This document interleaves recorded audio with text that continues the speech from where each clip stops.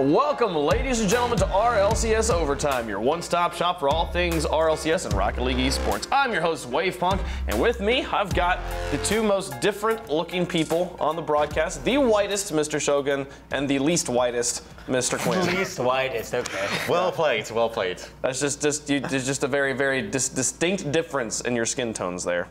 You could have just gone for my really round head. I'm surprised you haven't gotten more sun out here in California. Dude, I've been trying, okay? The problem, I swear it's because I got part Scottish blood that I'm partially tanning, partially burning, and that just comes together to just keep me at the same skin color. You're just constantly burning there. Take a look at the RLCS stand-ins here as they stand after the completion of league play. After all the dust has settled, it's Cloud9 sitting crowned at the top, and G2 Esports right behind them. That one loss that Cloud9 has, they got it from G2. And for G2, it's going to be a great story for them. They've had so many problems. Kronovi is going to make his first ever LAN ever since winning back in Season 1.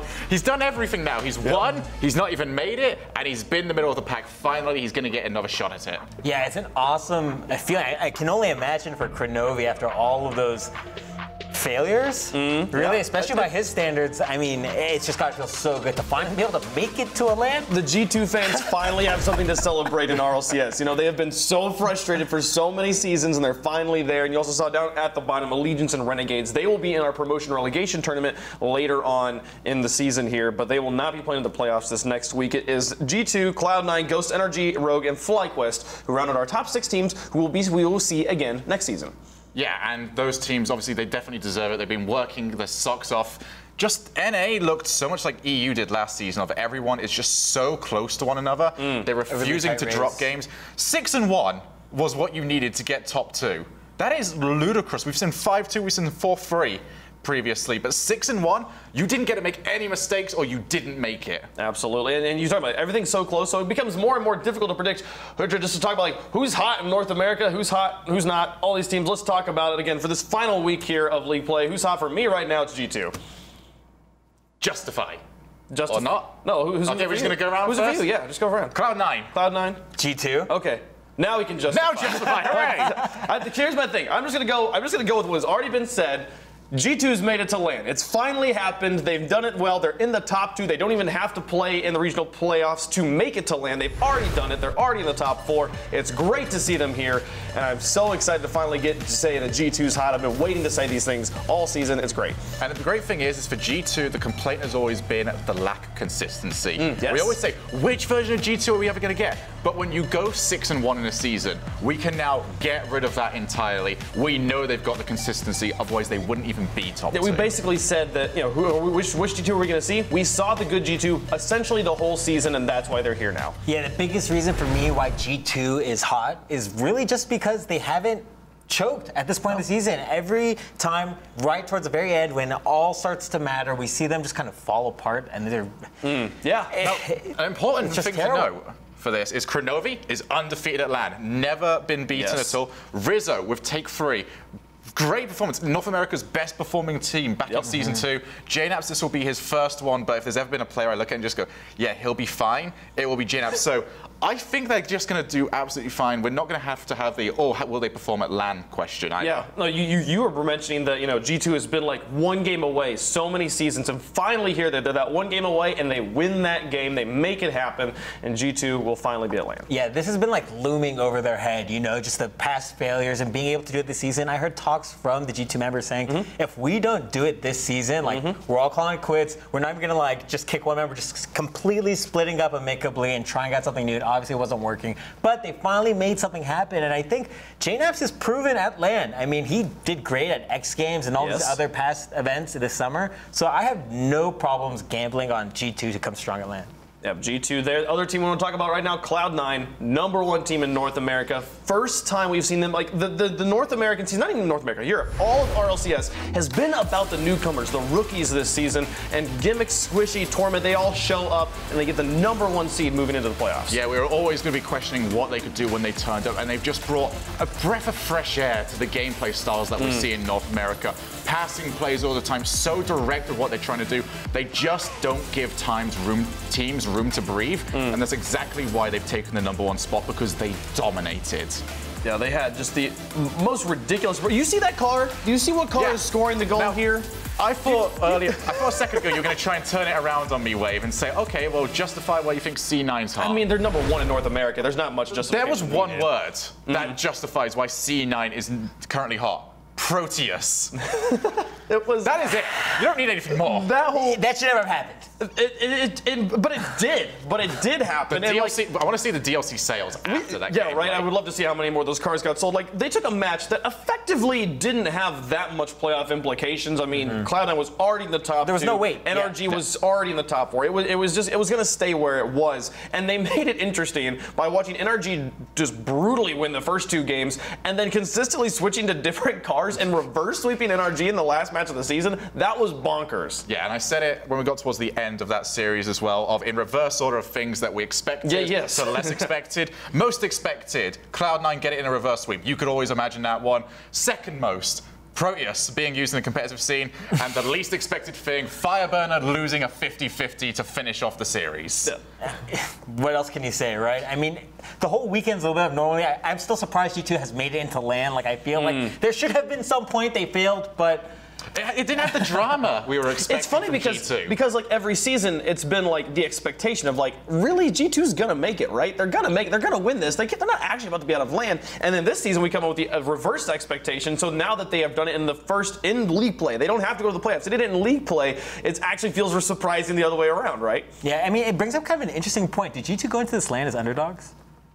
Into which LAN? Into the playoffs. Oh. I think. Sorry, not LAN. I mean, they went. I mean, like before last week? You mean like would they consider them underdogs? I mean, they just had that cloud looming over the top of Mount Cronovi. You know, there was this big old storm trying to crush it down. Yeah, I have to say, when we came into this week, we had the 4-4-1 teams. We did, and every single one of those I was looking at. I think there was only 3 4-1 teams. Then we had NRG, but I was looking at those and just saying, okay, if any of those get through, apart from G2, I think they're safe. But G2 will always have that question mark over them in the very tight clutch matches. And I didn't want to see that tested until we get further into the tournament. So they'll be happy about getting in here in the easiest way possible. Their fans will be buzzing over that fact. Yeah. They can't be happier. Like we said, they finally got something to celebrate here. They're in LAN. They'll make it through. But the other team, we already talked about them, G2, or Cloud9 rather. And Cloud9, I mentioned it, they're rookies, right? There's a bunch of players here. Torment's been in before, but Gimmick and Squishy had never played in the RLCS up until this point. They hadn't quite made it the season prior. And as we look over at the player accolades, it's no surprise who's on the top of these boards. Looking at the striker here, the golden striker for North America, your winner is going to be Gimmick right there up at the top, 1.12 goals per game. He was basically at the top the entire season, and he ends at the top here in North America. Yeah, me and Gibbs came into the season just going, this will be the man to keep an eye on. I've never felt so justified in my entire life. Gimmick stepped up. He had a heck of a team around him, but to finish off the way he did all the time, positioning beautiful, ball control fantastic, striking magnificent. Yeah, probably the most clutch player I think this season, in this season across any team.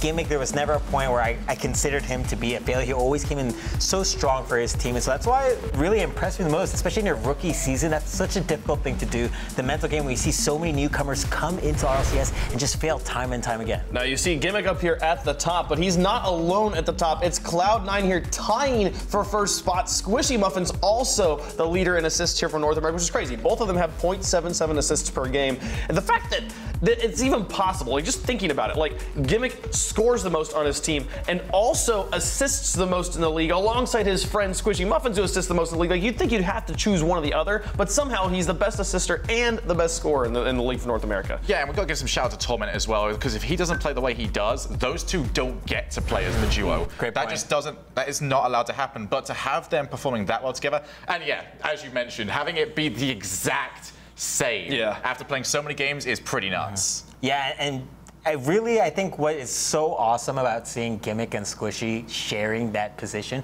shows just how much control that team has to be able to have so many assists across all the members of your team. Shows that they're really dominating possession of the ball. Yes. They certainly are. But moving over to the defensive side of the ball, who's the savior of the season here in North America? Not Cloud9, finally. They don't get the complete sweep on the award. Seabass from Allegiance. We've talked about this before. He had 1.96 saves per game. The guy was definitely doing work on the defense, partially because they had to play so much defense. Allegiant ending here in the 7th place spot. They actually did not end in last place according to the final, I think, win percentage standings there.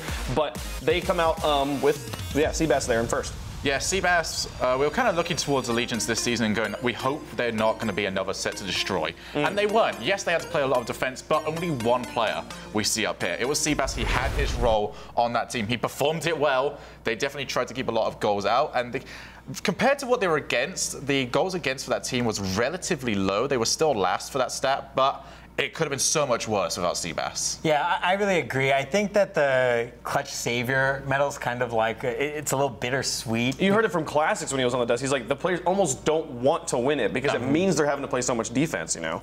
And yeah, it's 100% correct. It's a fact of, as analysts, we don't use the Savior or the amount of saves per game as a way of showing who is exactly the best defender. We use the goals against. But getting those saves, and this, in what we've seen this season, we'll talk about it later on when we go to Europe, that stat's becoming a little bit more useful in terms of now we can use it as an indicator as to who's got what role on a team, but it's not really used for too much else. Yeah, well, Seabass there definitely doing work. Congratulations to him on getting the award. Now, the award that we've been wondering about for the longest time here because we can't look at, there's no leaderboards for it. The MVP for North America has finally been decided here. Ladies and gentlemen, your North American MVP, JNaps from G2. They've got two things to celebrate now. Not only are they inland, but they also have the North American MVP. Yeah, JNaps, he's never been to a lab before. He definitely made sure that his team was going to be able to do that. And JNaps, he's an MVP in every single sense. You look at him, you look at G2, and I've got all the respect in the world for the G2 squad, but they do not make it without JNaps. He is the definition of MVP.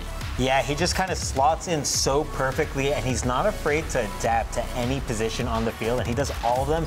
Just really, I think he's the best player in any position on his team when it comes to defense, when it comes to offense, and he's willing to take that position in the back of the field, just playing defense all the time, playing that third man, or moving forward. He's so adaptable, and I think that's what makes him the scariest and MVP. Now, this award is an award that is voted on by analysts and experts in the community, so he came out with the most votes. Coming up in the runners-up, you saw it on the graphic there, Gimmick was in second, so Cloud9 nearly getting almost a sweep here. They didn't have the savior of the season, but also Lethamyr there coming up behind them. Those two players getting kind of a head nod there, almost winning the award as they performed very well for their team. So, guys, it's been crazy here from RLCS. RLRS also concluded this week, so we can take a look at how their standings sat after their league play was over. They do not have a playoffs or anything. They will play in the promotion relegation tournament, and believe it or not, nothing out of the ordinary here. Fibian, who's been at the top the entire time, stays at the top, undefeated in the RLRS. Yeah, both regions have got these types of teams, the ones that wanted to prove themselves going into the RLRS and say, look, we don't deserve to be here. They've got themselves that 7-0. They're going to have potentially the easier matchup against Allegiance. I think it's Allegiance, or is it Renegades in their first match? Either way, Renegades, but they'll be thinking to themselves, look, we're pretty confident about this entire series, and they'll want to try and make themselves get into that position for the RLCS next season. Yeah, you know, we were talking about on overtime, actually, is Fibian going to even make it into the RLCS way back when before the play-in? And I said yes. I said they were going to do it confidently, and they didn't end up doing it. They went to RLRS, but they went and destroyed. And I think they actually built a lot of confidence in themselves. And as a very young team, I think that the guys are like 17 on average. I think this is going to be huge for them to get comfortable with RLRS and move up into RLCS slowly, something we haven't seen any teams able to do because it's a new format. Absolutely, yeah. So Fibian and Out of Style, the two teams from North America who will be competing in the promotion relegation tournament. There's a few weeks out, so you know that Fibian's going to have a chip on their shoulder after having been so close last season to making RLCS. They will be so motivated, so that's going to be a very exciting tournament to watch. I can't wait to see how that all shapes up over there. So, guys, let's take a look very quickly here at the bracket for the regional playoffs for North America and how things are going to shape up. Two of the teams there in that first round will be able to move on, and then those teams in the semifinals are the teams that will qualify to represent North America in the World Championships. So those first two rounds, that first round is going to be extremely important. But we'll talk about this in more detail later on. But this, so far, as you just see, is the bracket. Yeah, and we're going to see in that very first match. Rest in peace, Sizzle Your Carb. It is going to be, unfortunately, Sizz versus Jacob, NRG versus Rogue. That is going to be a heck of a way to start us off. Yeah. I want to ask you guys your thoughts right now, but we're gonna do this entirely later. Like later, we're gonna go down and we're just gonna break down exactly who we think is gonna win and everything. So that'll be a lot of fun, guys. We're in the middle of Rival Week for the Pro Rivalry tournament as well. So be checking out twitch.tv/Pro Rivalry and also tune into their Twitter @Pro Rivalry for more details on when those matches are happening. Right in the middle right now, a lot of these matches are previews of matches that are gonna happen in the playoffs or in the promotion relegation. So a lot of exciting stuff that we see Pro Rivalry doing right now. And they have a very interesting style or concept for these matches. It's best of 3, best of 7s. So it is very long and drawn out. We see a lot of evolving happen in these matches. Rocket League. Yeah. Exactly. You get into the first series is completely different to the last series because they are so good at adapting to one another. Absolutely. But guys, North America has been pretty crazy. It was awesome to watch the league plays just kind of settle out there at the end. So we're going to do it all again here over in Europe when we come back to overtime. We're going to be going through the European quick chat, give you the European MVP, all the rest of the accolades as well. That and more when we come back to overtime.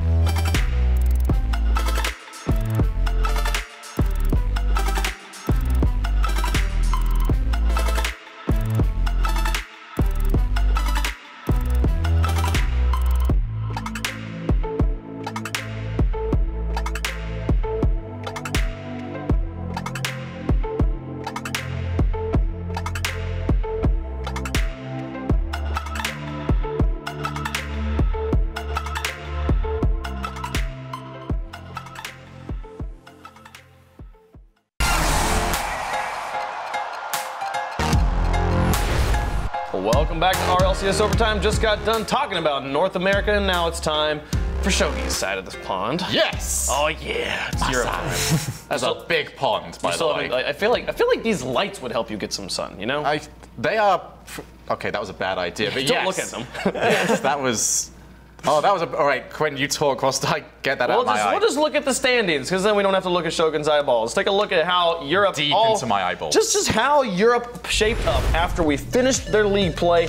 Nobody undefeated. PSG was so close to being the first undefeated team since the new format of RLCS. It doesn't happen. We'll have to wait a whole nother season to see if someone can get it. And Method in the last series of the day takes away the #1 spot from them. Yeah, and as much as my eyes hurt for PSG, it must hurt even more to have lost that perfect season. But Envy, I don't know what changed. Maybe they just looked at it and went, oh, we're bottom 2. Oh, we're good again. Let's go off and just take down PSG. But they played really well. PSG playing a little bit under what we'd expect from them, but still a phenomenal series. Yeah, I think that for Envy, I mean, they have to prove something to themselves, right? The whole season went to shambles. At least take out that undefeated record from PSG. Just do that, why don't you? Yeah, ruin Rocket League history, why don't you? But gotta wait. It's better when you wait. It is kind of one of those, like, the longer we go without an undefeated team, the more hype it's going to be when it finally happens. So, I mean, I guess thanks, Envy. I can't wait for the future seasons where we just go, oh, this could be the first ever undefeated team because Envy ruined it last time. Yeah. They're always going to be the caveat. They made history by doing that themselves. I'm actually glad, though, that they, like, went hard at PSG. Me too. I mean, Me too. How like crappy does it become if the reward gets like sour just because Team Envy doesn't care, right? Yeah. You want them to have to play for it. You'd love for the final match to be between two undefeated teams, and you're like, no one of them's gonna get it. It's just which one, something like that. That would have been pretty crazy. But Envy, big silver lining there on the end of what has been a nightmare of a season for them. They get the win there over PSG, but. To talk about who's hot, I think for the first time maybe, we're not going to talk about PSG. It's been PSG the whole season, and it's not PSG right now. For me, it's Market. Okay, well, we were talking about trying to get some variety in here, but I'm going Method. Gonna have to go with my NA brother over here. It's all about Market. Market, man. Okay, maybe I'm a Pashy fanboy, but did you guys see what Pashy was doing this week? Like, the guy put up 22 goals in 9 games, averaged 2.4 goals per game. Utterly insane performance from Pashy. Yeah, I gotta agree. Pashy just had a phenomenal series. And even if we take out the Secret Series, he got hat tricks in his very first one. A match that they felt, okay, they came in, they didn't need to do much, and they just stomped all weekend. Yeah, I mean, I'm really glad you agree. You just made my point for me. Why did you go for Method again? Talk to me about the number one team. You picked the number one team, both in North America and in Europe. You know, but it's okay. Well, I'm making the point for Quinn. You made the point for me. They are the number one team. They went into their series against Excel, and as we said with G2 earlier on, there was potential for a little bit of nerves, but instead they went in, they swept, and they secured themselves not only qualification, but they got to number one. They're going to go in as the top seed for next week's regional championships. Yeah, which is absolutely huge for them. We know about their heartbreaking exit last season in RLCS, being able to come in strong and secure their spot in the playoffs is going to be great, and also in the World Final. I actually saw a tweet yesterday that melted my cold, cold heart, which is the fact that I believe it was Metanaris. He tweeted, staying with Method or staying with my team was the best decision of my life. Yeah. Oh, it was so true, though. They just took the extra time out. They allowed themselves to get better and better together. They grinded throughout the entire offseason, and here's the results for it. It's good to see that working hard actually pays off when you do it correctly. Yeah, and another thing is we always talk about friendship and going outside of just your teammates, but like the relationships you have outside of Rocket League. Seeing those two guys, Mets and Magnus, at the NBC Universal Open, those guys could not have had any more love for each other. They're like absolutely great friends, hanging out the entire time. So it's awesome to see like people who are just friends also having success. Well, the big question was a lot on that one. Is because you always knew those two were going to stick together, and it was like, is a lot going to stay? And I genuinely thought they wouldn't, but apparently they make very good decisions. Yeah, no, a lot sticking, and it was at the beginning of the season. It felt like, oh dear, like a lot, like nearly threw it for them during the play-ins. Like he didn't quite make it in, but then he absolutely carried them this final week of league play. He had a breakout performance, and I'm going to save. I have one thing I want to say about a lot, but I'm going to save it till we get into the accolades here, because we got to talk about who won the accolades in Europe. For the Golden Striker, it's like nothing's the same as it was last week. It's crazy how everything can change with one just performance of a lifetime here. Take a look at the Golden Striker here for Europe. Up at the top, it's Pashy90 with that 2.4 goal average I was talking about. But you see who down there in third a lot? He wasn't a player we were really talking about either. He actually had a higher goals per game this week than Pashy did. But Pashy was just a little bit closer. He had 2.6. He carried so hard. Yeah, and if you see Ferrer as well, he's really been we've seen a lot of link-up players here, actually. A lot of players that we usually see towards the back. They take the ball, they play it away from the net, pick up boost, go to the other end of the pitch. And that gives them 100 boosts to work with. And it's been working so well for so many teams, but we're going to see Pashy. I just want to watch the Pashy montage. This guy, the goals he put up, it's just over and over and over and over. Goal. He just put up so many goals. The guy was like, he nearly averaged a hat trick this week. You know, we saw him get multiple games with multiple hat tricks. the party explosion. Wait, he's changed explosions. he had the ice one before this. Yay! No, it just keeps going. It just. Yay! No, we don't get the last not quite one. There. It's okay. But helping him out, making the goals again. A player who's been kind of in the runnings, but just rockets out into first here. Fairy Peak with 1.03 goals. Definitely helping out Pashy.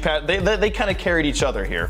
Yeah, in Fairy Peak, we had questions last season. Is he going to be able to step up? Because his league play was not good enough by any stretch of the imagination. But in regionals, he stepped up even further. And this season, you can see the results of what he's been trying to do. Coming in, clutch playmaker. And honestly, I'm happy to see that for him. Now, looking over on the defensive side of things, who was the leader here? Neil Skook from Excel, 2.3 saves per game.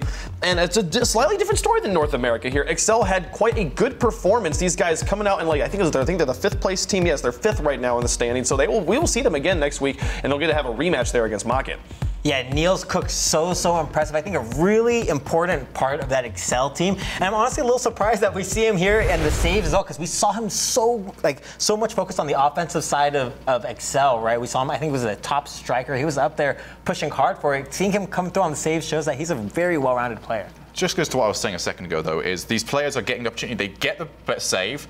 That puts them in position to grab boost whilst their teammates are currently playing it. They can go to the other end, and they are actually the perfect player to play that ball to because they've got 100. They can do whatever they want with it, and it seems like something that we're going to have to keep a close eye on over the next few weeks and the next few months because that's being exploited quite a lot now, and I want to see how far it can be taken. Now, for the European MVP, we talked about in the last segment that this is a thing that is voted on by analysts and experts of the RLCS community. This was hotly contested. This one was so close here, but the European MVP here for Season 4 of RLCS is going to be Niels Cook there up at the top. Came out just barely edging out Chaussette in votes here as he'll take out that award. So he gets the Savior of the Season and gets the MVP.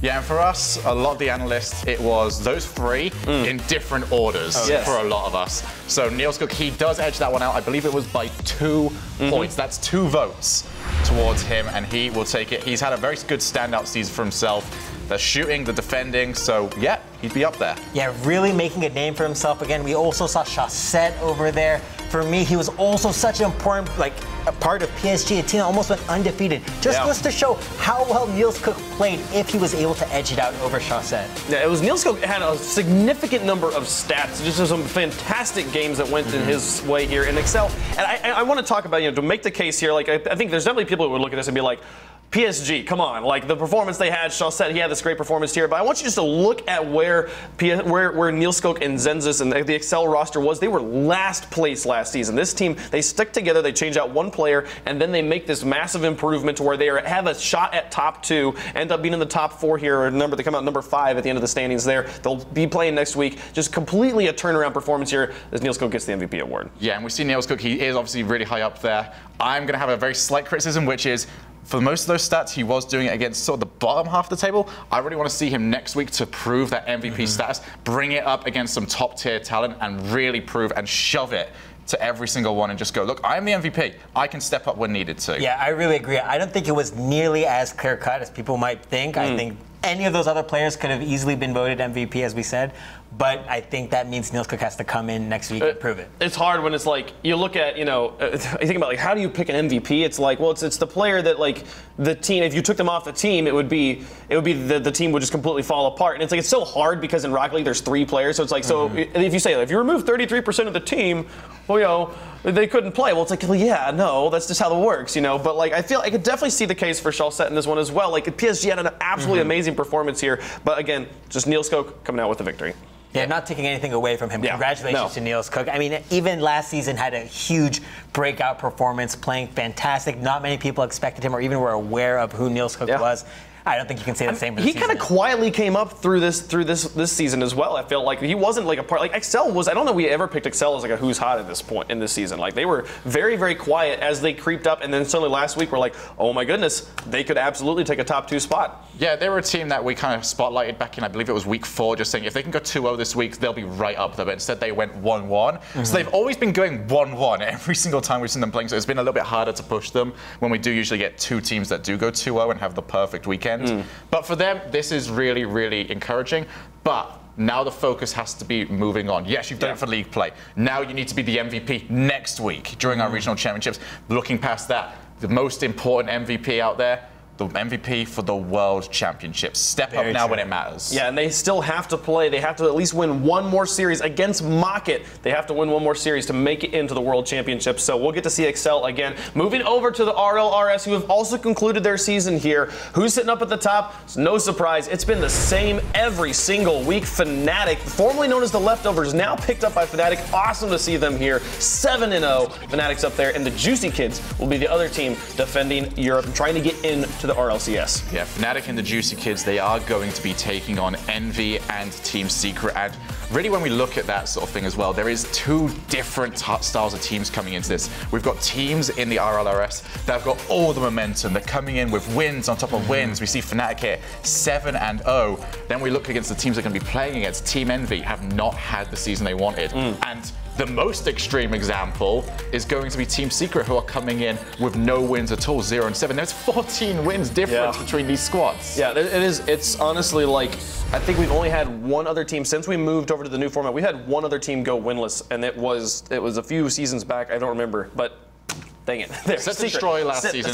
No, they had one win, I thought. No, they went 0-7. You know what? We're going to move on to the thing that I don't remember. I looked it up, and I'm drawing a blank on it right now. Moving on, Secret did not get a win this season, and they now are going to have to defend their spot to make it into the RLCS again. And you know that Fnatic wants that spot. They were so close, and it was Secret that put them away. They would love to be able to beat Secret. Can you imagine if it was Secret and Fnatic to get in again? And maybe even a slight spoiler at this point in time is that for the rival week that we did plug earlier on, so it was Fnatic versus Envy. Both of them took the first two series, so they had one series apiece, and then the final series, Fnatic took it 4-1. That is a lot of confidence that is going to be brought up heading into the promotion tournament. But that is still some time off. There's plenty of time to fix the problems. There certainly is. Yeah. So. Well, I was just going to say, we talked about how that win against PSG, that was something for them for a season where you don't have much to talk about. At least that win over PSG gave something to them, but I don't know if it's going to do anything for them in promotion. I feel like it was the worst time possible because they went in, they went, yes, we can beat PSG. We could still be one of the best teams in the world. Day after, they take on Fnatic and lose. And it's just like, oh, the momentum just stopped. Yeah. And you just want to talk about motivation. Like, is there any team more motivated than Fnatic right now? Like, they not only did they just go undefeated in their league, not only did they just get picked up by one of the biggest organizations in Europe, but they still taste that loss in their mouth from the play-in at the very beginning of the season. They really, really want to get that back right now. And I could easily see them just being angry and just taking it out on Envious. It's one of my biggest wanting to watch matches right now. The ones that we've got confirmed, we've got NRG and Rogue. That's really high up there on my matches I want to watch. Yeah. We've got the rematch though. It's confirmed it will be Team Secret against Fnatic in that first round. Fnatic, they will want to get themselves that revenge, but I don't want them to get ahead of themselves. Yeah. This is what happened last time. They thought, okay, we're going to beat Team Secret. It's clear cut. There's no chance. That's what cost them. Do not sleep on any team at the top of EU because you will feel just completely silly if you do end up going to lose that. Well, I mean, I think we've seen going from world champion to 7th place in RLCS, there's no space, there's no gap between these teams. Everybody's at a very similar level, and any team can take matches on any different day, so you have to come ready to play. Well, that's going to do it here for Europe. Talking about OCE, though, we always want to check in with Yummy Cheeseman and have him tell us how their league is going. Over to you, Yummy. Hi everyone, Oceania has just finished their 4th week of league play, and things are still tight with 4 teams with potential to take out the #1 seed going into the regional championships. Chiefs, eSports, and Jam Gaming are still in the lead, and they're going to be versing each other in match 3 this weekend, with Scylla eSports and Pale Horse close behind, but there's still plenty of teams that can make it through. Even Conspiracy, who have caused so many upsets this season, are just 1 series away up against Pale Horse eSports for their chance to make their first LAN finals. As we do head into the last week, we also have, of course, OCE week for Fantasy League on the Rocket League Garage. If you are playing, whoever does the best in that week will get from me the Party Time Goal Explosion and a wallpaper, possibly signed, made out of James Bott's face covered in pie. Alrighty, cool. James Bott's face on a piece. Okay, I guess. Quote self context. That's it. Yeah, if you don't know what he's talking about, last season there was a bet between Yummy Cheeseman and James Bott. James Bott said that OC would not win a series at the LAN, and they did so. They were able to defeat Denial, and then since he lost, that meant that Yummy Cheeseman got to pie him in the face. So that happened. It can only happen to James Bott. It would never happen to. But then again, no one's stupid enough to put themselves into that much of an ultimatum than James Bott. He could have left it, and he just went, nah. If they don't win, if they win, I'll get a pie in the face. If they don't win, I don't get a pie in the face. Why would you do that? I've never understood these, like, oh, if this happens, I'll eat my hat. It's like, do you want to eat your hat? Because if you do, just eat it. And if you don't want to eat your hat, why would you do this to yourself? I've never understood those bets. But you also get a party time explosion. You saw it over and over and over and over again with Pashy earlier. It's a good looking explosion. We need to give Pashy some royalties. He has sold that hat. That explosion ever so well. Can we talk about just like how that explosion is like always slightly like just like a knife in the gut of someone? Like either you're losing and you get this goal and it goes yay, and it's like I'm still losing though, you know, or you score and the opponent's like, oh, they will let it go, and then it goes yay. It's like, come on. It's not great, and I'm not looking forward to when I get back into my rank grind having that all over the place. It's going to be Proteus stealing shots with yay skull explosions. It's not going to be great fun, but it is going to be very interesting to watch. And for us as commentators, it's also a nightmare because you had it actually 2 weeks ago where it was a case of, okay, big matchup. Here we go. We're going in. Yay! Yeah, it's like it's such an important moment in the game. You know, we're like we want to make this like it's the intense, it's the Rocket League Championship Series, and then just party time. Literally, it's called party time. You know, I love it. I think it's hilarious. Looking at the bracket for the final standings for the regional championship here from Europe, you see who is in those first round matches, the really important ones here. Maka and Excel, the crazy match that we had just this past week. We have a rematch of that, and then the winner has to face off against Method. But still, it's that first round that they care about the most. And flip side, they've made it to the playoffs. They avoided getting relegated or getting into the promotion relegation, but they have to face off against Gale Force. That is so rough. Yeah, I don't want to talk about Flipside always coming from behind and make something happen. I know I am talking about it anyway, but I think that looking at paper, Gale Force takes this quite handily. I mean, Flipside just hasn't been their regular self. We saw a great performance against Team Secret, but that doesn't really say much when pretty much every team in the league had a great performance against Team Secret. Yeah, Gale Force only lost series when it was against those top two, Method and PSG. Outside of everyone else, they never lost. So they're going to be going into that one as the favorites to go and win and confirm their place.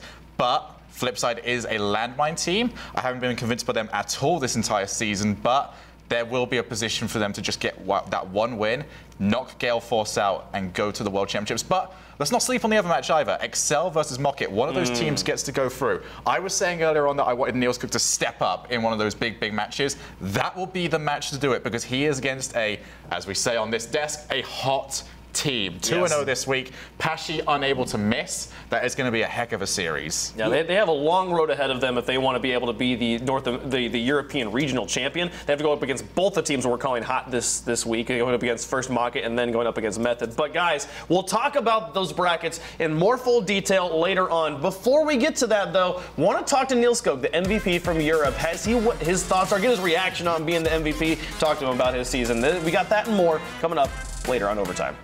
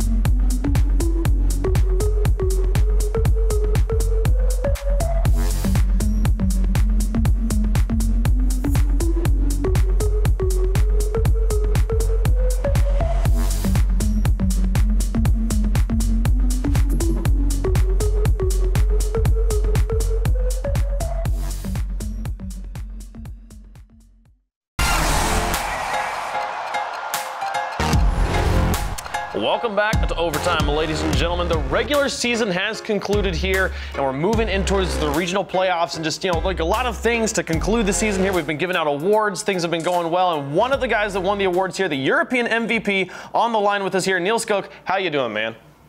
I'm doing great. Yeah, how are you? I'm doing pretty good. How does it feel? Just give me your genuine reaction. How does it feel to be the European MVP?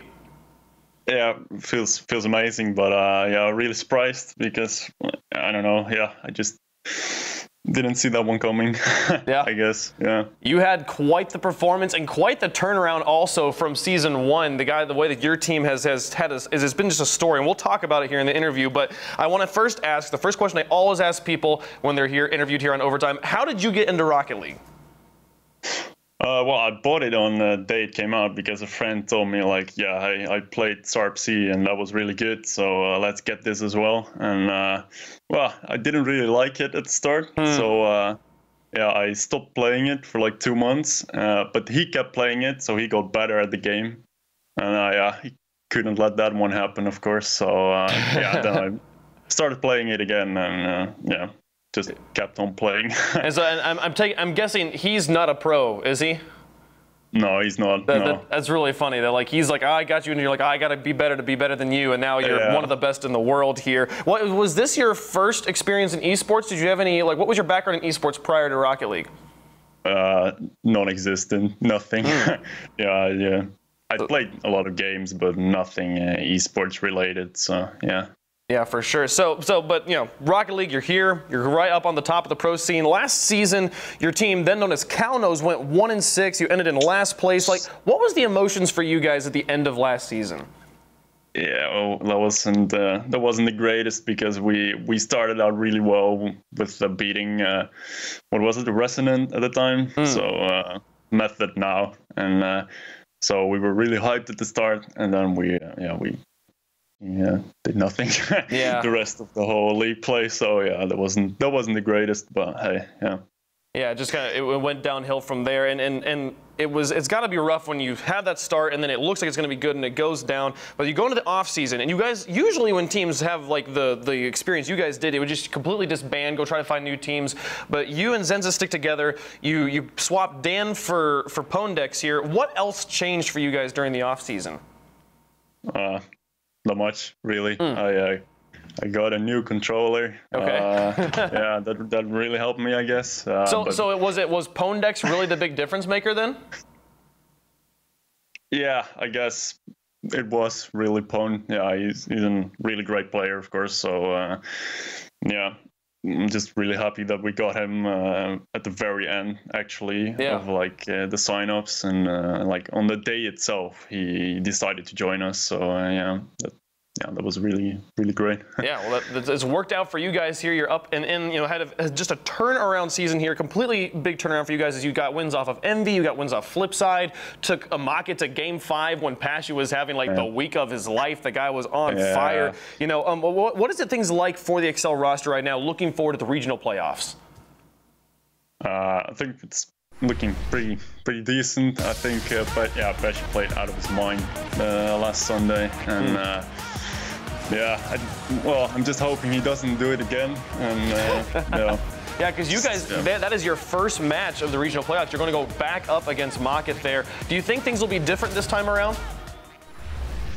Yeah, if Pashy doesn't have his insane day as last Sunday, then I think they will struggle more. So yeah, I think we have a good shot at getting to the LAN. So yeah, for sure. It's funny because you are the European MVP here, but you were the leader for Golden Striker the entire season, it felt like. And then yesterday we watched Pashy just do utterly incredible things, just scoring so many. He scored 22 goals in 9 games. He had a 2.44 goals per game average there, and actually took over you in that first spot. What was it like for you just sitting there watching him do this?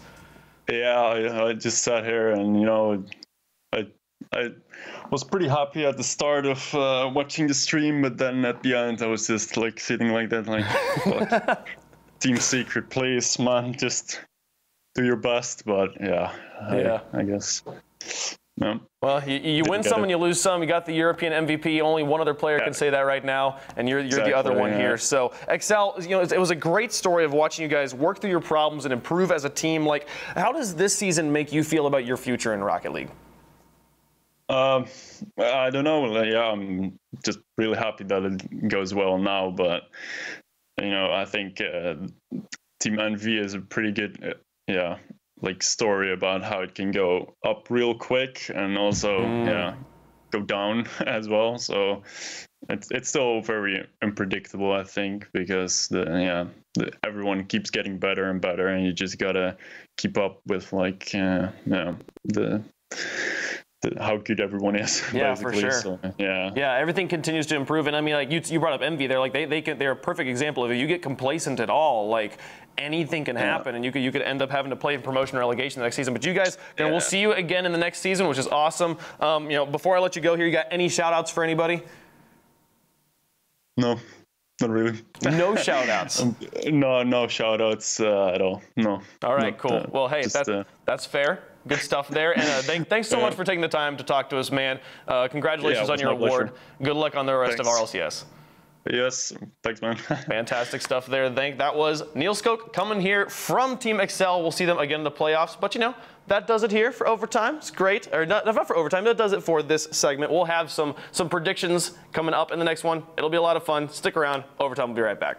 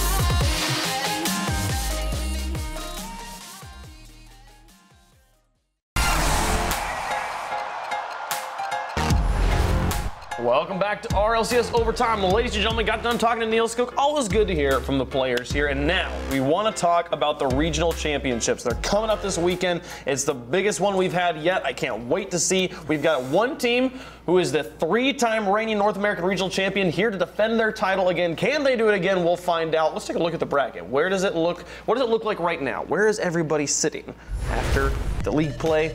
NRG, the team I was talking about now, three-time North American champion. They have to win a round one matchup, and then they'll get to play against Cloud9 to try and get into the finals.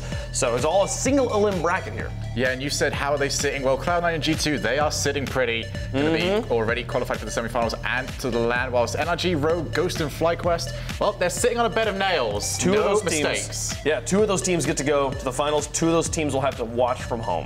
Yeah, definitely very highly contested matches, especially that NRG Rogue match. That's the one I'm eyeing up, at least on the North American side, to be a real exciting match. Yep, for sure. And you might wonder, why do we have these buttons out here? Well, we're going to talk mostly about those round one matchups, because those are the matches we know are going to happen here. And you've seen us play like dislike. You've seen us play the buttons games before, where we press the buttons and they make noises like that, you see? Here, so we got each round. We're going to go round by round. You talked about NRG Rogues, the one you wanted to talk about first. We're just going to put up a graphic, and we're going to press the buttons on which team we think it'll be. Okay, so NRG versus Rogue. Orange is NRG, blue is Rogue. Okay, you ready? Orange NRG, blue Rogue. 1, 2, 3, go.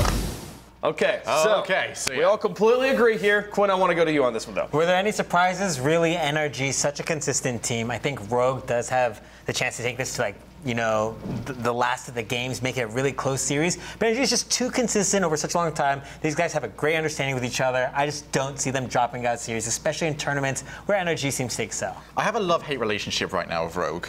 And it's a case of I like every player on that team. I think that they've got the potential to go really far, but the system they have in place just doesn't work. They've had Insolence's back. He's been that player at the back. He saves the ball. He then moves down the field, sets up teammates. And even with Matt and Sizz at points, it went into week 4 with 41% shooting percentage each. That is ludicrous. That was number 1 and 2. They were still really low on the shooting side and the attacking side of the league. They can't make enough opportunities with Insolence's back, but they don't have enough time to change at this point. Now, so it's too much. To play devil's advocate here, does the fact that NRG seems to be in like the worst place on just overall team morale that I've like ever seen them at? They all seem to kind of like be frustrated with how they're playing right now. Does that factor in at all? Do you think that in any way gives Rogue a chance here? Yes, it obviously does. I mean, they can take the first 2, and these are best of 7s, aren't they? So every single match, it can go far. But they need to pick up those first 2 wins if you want to even have that come in and be a factor. Because if NRG take the first 2 and they just go, right, well, we're comfortable, that's going to be it. Absolutely. Well, yeah, we all agreed on this one here. So moving on to the next match, the other match in that first round here in North America, Ghosts versus FlyQuest. Again, Ghosts in the orange, FlyQuest in the blue. You guys ready? There's a prize on this one. 1, 2, 3, go. Okay, cool. So you guys think there's a surprise on this one. Let's go here. Let's go here. I'm just going to go with this, that FlyQuest has one player named Sad Jr. who's been at LAN every single season, and I don't have any reason to think it's not going to happen this season. Also, you heard Kernovi on his interview thinking that if there's any team who could take it away from NRG, he's putting his money on FlyQuest on this one. I'm going with Crow. I'm going with Sad Jr. I think FlyQuest can take Ghost on it. Wait. There's a first for everything. There is a no. Okay. Okay. So tell me why. This is going to be the first time Sad Jr. doesn't make it to LAN. I think that FlyQuest is a great team.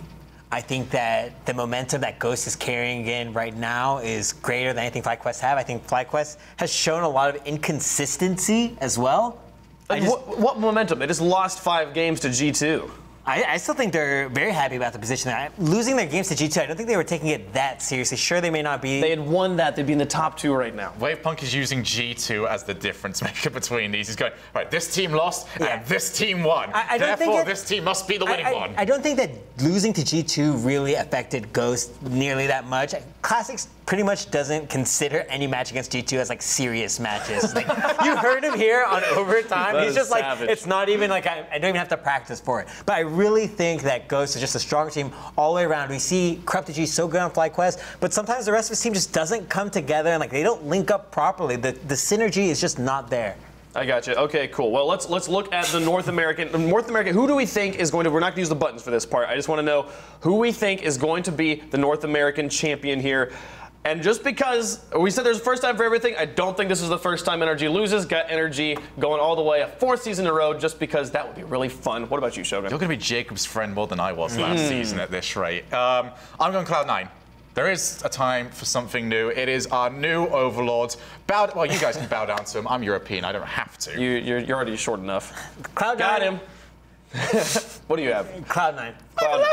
We agreed on every single prediction, at least as far as NA goes. It's honestly possible. It's honestly possible that they've just you know who cheated off of who's the real question here. Now let's move over to North America, or move over to North America. Man, sometimes I'm great at transitions. You know, let's move over to Europe. Let's talk about Europe rather.